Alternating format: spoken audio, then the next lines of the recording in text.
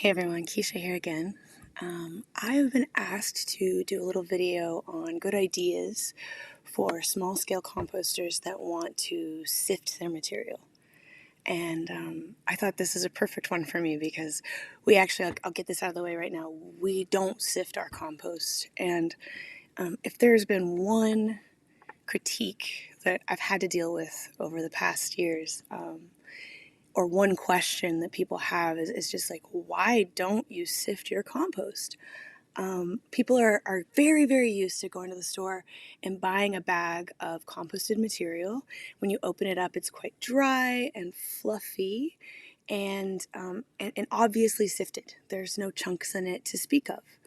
And it's very easy to load that up into your seedling trays. It's an easy product to work with. Honestly, it's an easier product to bag. All of it is easier when the compost is sifted. But I know for a fact that the quality of the compost comes down as you sift the material. Now, understanding that sometimes we do have to sift just to use the machinery that is available to farmers today, I want to talk to you about some different ideas on how to do it and go over perhaps some ideas on how to store it longer and make the most out of the microbial life in your compost before you sift. So you can see in the photo right here, this is typically what our compost looks like. We leave chips in all the way up to 4 or 5 inches, and those big giant chips we actually sift those out by hand, which might sound crazy, and it is crazy honestly, but the compost that we produce, and if you produce a microbial focused compost, you'll see what I mean.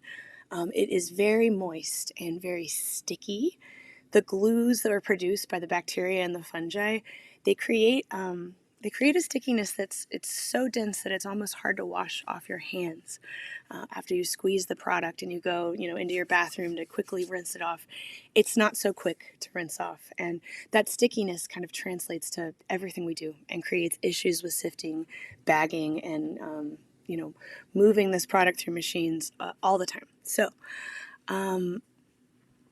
let's look at who we're trying not to damage, right? So what we found was at first when we were building compost, and this photo isn't actually from compost, it's from an old growth forest, but I really wanted to show you these fungal webs, what they look like, when we look at them under a microscope with our eyes.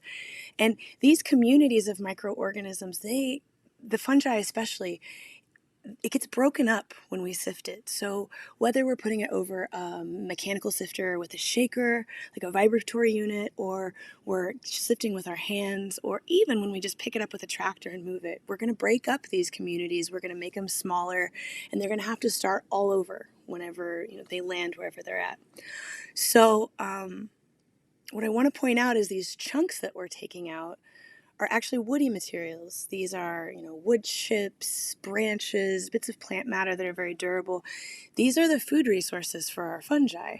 And, often when I leave a pile sitting, I look at it under a microscope, I'm going to see very visibly with my eyes, I'm going to see fungal hyphae growing off of these wood chips. Sometimes they become completely covered with them.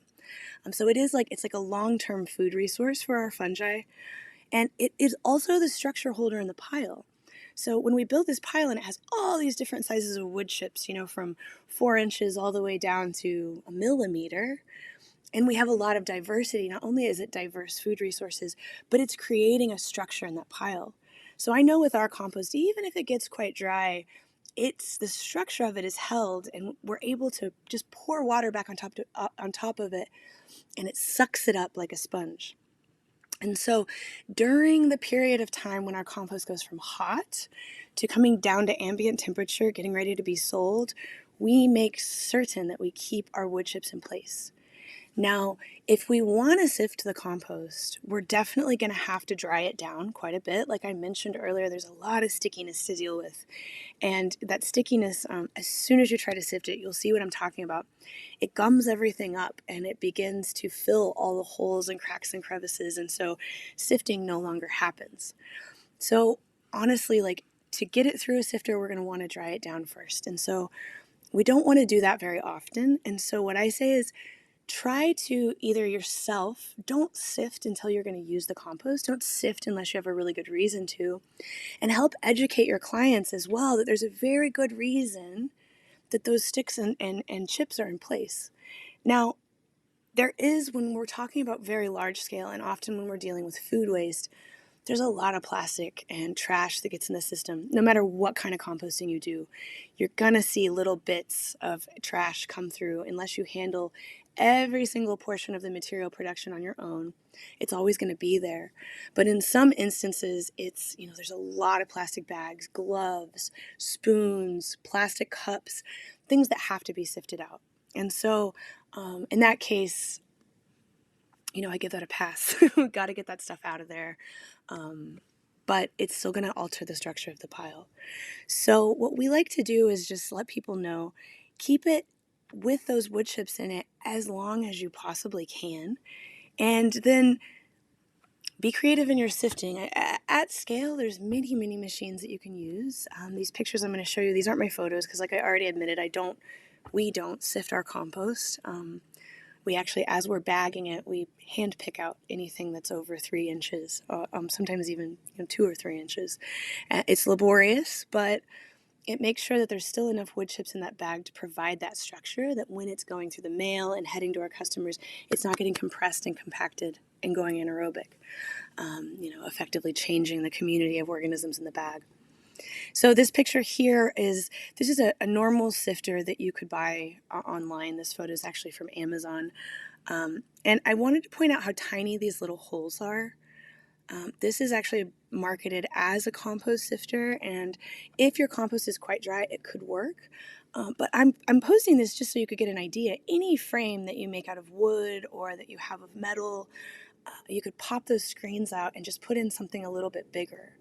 And so a lot of the folks I know that are screening their compost and still thinking about microorganisms, they're, screening it down to a half inch, maybe even bigger. But it's going to depend on whether your compost is going to be going through a compost spreader, in which your client would know exactly, how much space there is for that compost to go through for chunks, or if you're trying to use, very small seed trays. So it is possible that you might need to sift down to, an eighth of an inch. I don't know. I've seen very, very small plugged seed trays, but this shaking method, and I hate to say get online and Google it, but there are just so many pages on how you can make your own DIY sifter. There's permaculture people out there, soil people everywhere sharing this information. I know in the past for ourselves, we've had a sifter that we put over it's got like handles on both sides. It looks just like this photo, only with much bigger with handles, and 2 people just back and forth sift over a wheelbarrow, and that's worked great for us in the past. Oftentimes, I think it's best to just use what you have at home. I would say I really like this next design, and I have a friend that has made almost this exact tumbler. Excuse me. They used PVC just like this, and then they actually took a wider screen, like I talked about, and they laid it on the inside. And they even used the buckets like this, which was just genius. And what I like about that is, like I said before, this compost is so sticky, it's going to fill up the holes quite easily. So when we're looking at a mesh that's this small, I think very quickly your compost is going to start building up on the edges, and you're going to have to clean the whole thing just to get started again. And so that's going to be where you have to play around a little bit with what type of compost you have, how dry is it, how does it go through this machine. And, if you build the frame for this out of the PVC, the only thing that really needs to be switched if the holes are too tight is that mesh on the inside. And so, yeah, it's a nice way to get started, start playing with your compost, playing with your product, and seeing, where are the design flaws and what can we do to actually make it work for a stickier, more moist compost. And these can be built too. You don't have to use the bucket. You could use any circle, or, you could even use wire just to reinforce it. And, this method could be, 6 feet wide and 3 feet, are 6 feet long and 3 feet wide, big enough to put in, totes of compost. So you could really, and you could even add a motor onto it to make it easier. So, I recommend really just checking out what other people are doing, talking to other small time producers, and just seeing, what method is providing them um, with a way to sift their compost quickly and easily. And then again, I would remind you to just try to keep those chunks in as long as you possibly can for our fungi friends. All right. Again, thanks for tuning in. Bye bye.